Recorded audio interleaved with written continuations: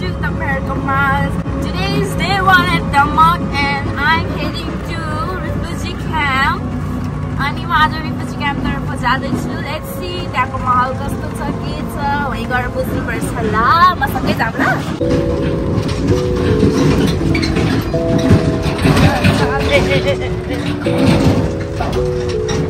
यहाँ सब बाँसको घरहरू छ.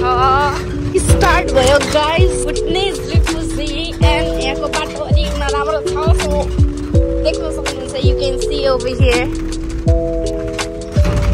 बाँसको घरहरू हेर न.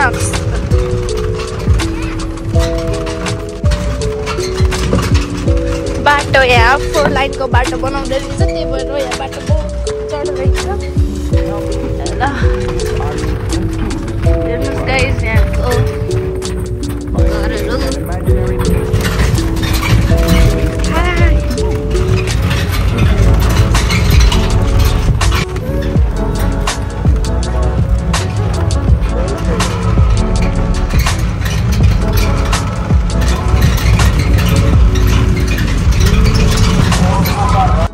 So guys, म आइसकेको छु बुटनिज रिफ्युजी क्याम्प भित्र. अब यहाँ देख्न सक्नुहुन्छ यहाँ सबै भुटनिजहरू भुटानबाट आएर नेपालमा आएर बस्नु भएको रे यहाँ. अब लेट्स गो इनसाइड. यहाँ यता हेर्नु सब बाँसले यस्तरी बुनेको घर हुन्छ के. हेर्नु न यहाँ यस्तरी. म भित्र जाँदैछु. हाम्रो घर दैलो त्यही थियो क्या. त्यही भएर मलाई घुमाउन लिएर आउनु भएको रे. यहाँ थियो अरे उहाँहरूको घर पहिला यहाँ थियो अरे. अनि यहाँदेखि माइग्रेट भएर अमेरिका जानुभएको. अनि अहिले कति 10 वर्ष पछि आउनुभएको छ. सो यहाँ हामीलाई भिजिट गराउन लिएर आउनुभएको छ भनेर.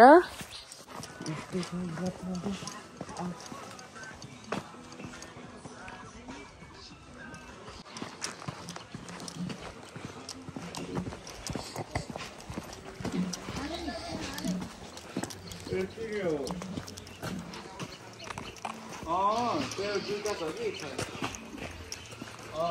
तेरो ओढ्ने चाहिँ छ होइन.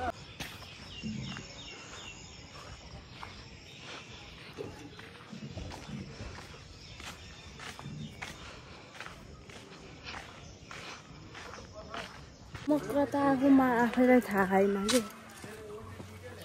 जता हेर सबै त्यस्ता एउटै घरहरू. यहाँ फेरि सेक्टर 1, सेक्टर 2, सेक्टर 3 भनेर घरहरू छुट्टिने रहेछ के. म कहाँ आफैलाई थाहा छैन.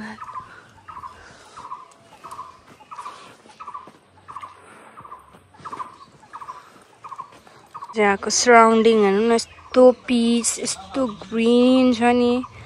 लाइक मलाई त यहीँ बसेर नि बसिदिन्छु होला कि. मलाई त त्यस्तै ठाउँ मनपर्छ. सिटी एरिया भन्दा चाहिँ मलाई भिलेज एरिया मनपर्छ कि. यहाँको लाइक फ्रेस. यहाँ त अब फ्रेस हावाहरू आउँछ. नो पल्युसन केही छैन. यहीँ बसेर नि बसिदिन्छु भर्खरै. तर यो के को फल हो? यो कुन फ्रुट्स हो? पाके खान्छन् र यो. तर कस्तो राम्रो हो यो ठाउँ. I love. टिप्दैन एउटा. हेरौँ न कस्तो हुँदो रहेछ यो.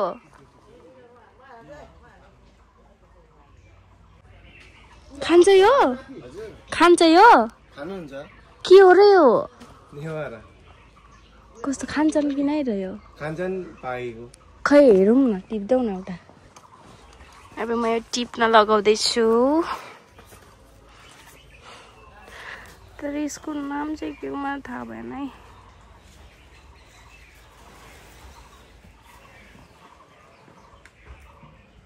एउटा भयो हुन्छ. मैले हेर्न चाख्नलाई हो कि. Thank you. लौ त खाऊ. अनि तिनीहरू थोरै चोप खाऊ भने म मरे भने. खाने चाहिँ कसरी खान्छ भन्छन् के. तर मैले यो कता देखेको छु क्या. टिभीमा देखेको छु तर I don't know खान्छन् कि खाँदैनन्.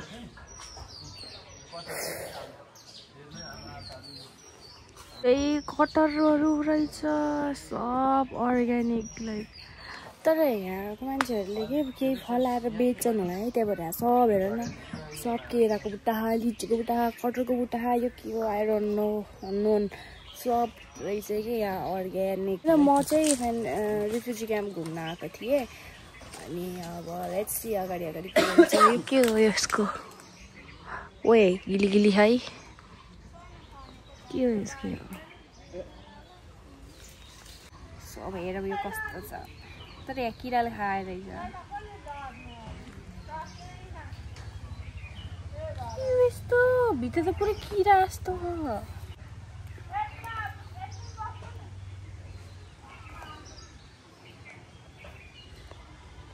के खाने यो भित्रको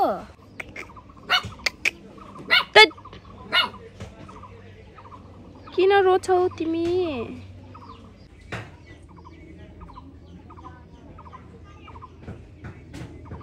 स्टार फ्रुटको रुख पनि रहेछ म स्टार फ्रुट खान जाँदैछु आन्टीसँग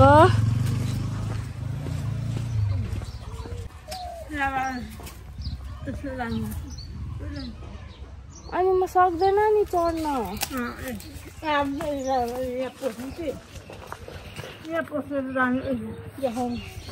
ए देखाउने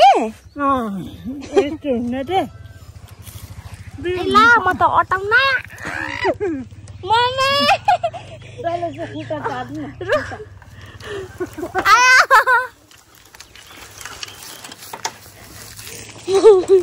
त्यहाँ अड्केर स्टार फ्रुटको बुट्टा ए ल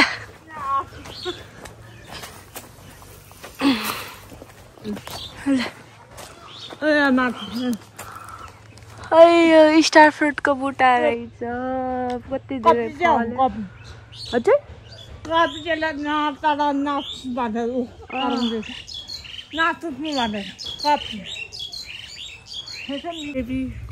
तुलसी देवी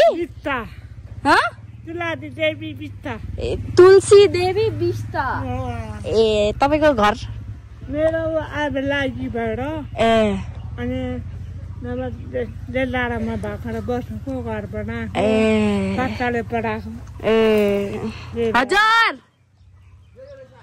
कति धेरै स्टार फ्रुट छ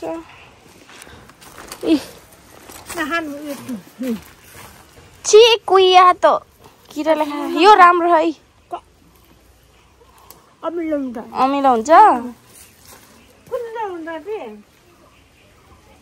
यो कायो फोकेर फ्याल्नु त फुल्लो मिठो फोकेर फ्याल्नु छि याक तँले खा फोकेर फ्याल्नु दे पाक्यो भने चाहिँ राम्रो हुन्छ पाक्यो भने चाहिँ राम्रो हुन्छ हेर उता किनेर खान पर्छ यहाँ भुइँमा फस्यो पुरै यति धेरै टिपे स्टार फ्रुट आन्टीले र मैले हाई गर्नु यहाँ हाँ भाई ओके न आई भिनो हाई थियो ही हु भाइ नो ओके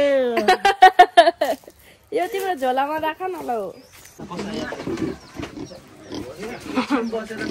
गाइज म त गाउँ घुम्दा घुम्दा घुम्दा घुम्दा म त टोक्न खाके भनेको गाउँै सकिन्न भनेको यो त जान्न घुम्न अनि कस्तो गर्मी भएको र यहाँ त गर्मी छ एउटा अङ्कलको घर गएर बसेको त हो भित्र त हुप्प खुलखुल खुलखुल खुलखुल पसिना आएर बाहिर चाहिँ अलिक ठिक छ के हो र चिनिस क्या हो पुच्छर हल्लाइरहेछस् त यहाँ अब दमकतिर मिठो चटपटी पानीपुरी पाइन्छ गरे अब त्यो पनि चाख्नुपर्छ हामीले पछि यहीँ आइसक्यौ है तिमी त यहाँ बस्ने ठाउँ रहेछ माथि म माथि जाँदैछु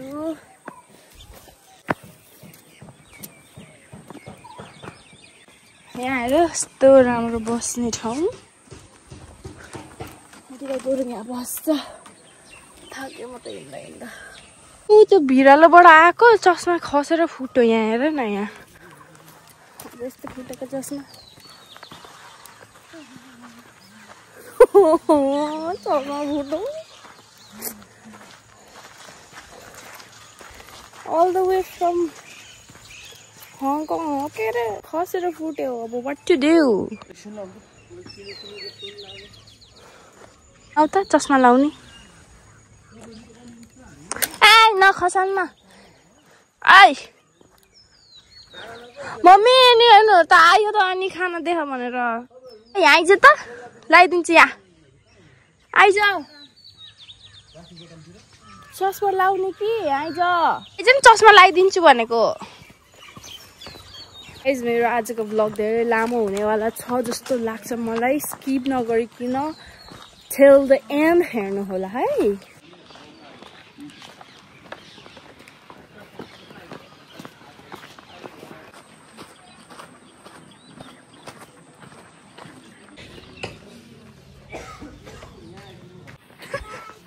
बाइ यो चाहिँ यहाँको स्कुल बेल दाङ्गी दमखरे को स्कुल हो यो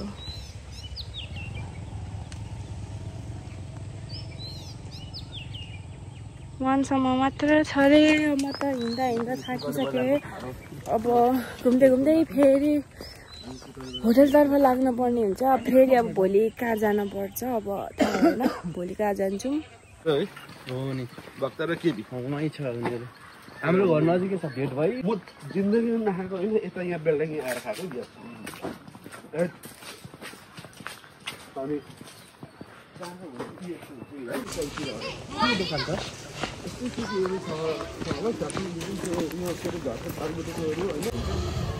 मैले सुन्दिनँ तर क्या भङ्गारीको त खतरा हुन्छ नि त मान्छेहरू पनि जमाना पहिले फेरि फाल्टे त्यस्तोहरू मन पनि पाउँदैन हो नि त्यस्तो आदत हुन्छ नि कति भने तपाईँहरू कतिजना उता कतिजना दाजुभाइ बुहारीको दाजुभाइ यता दाजुभाइ कतिजना भक्का पाउने ठाउँ झापाको फेमस भक्का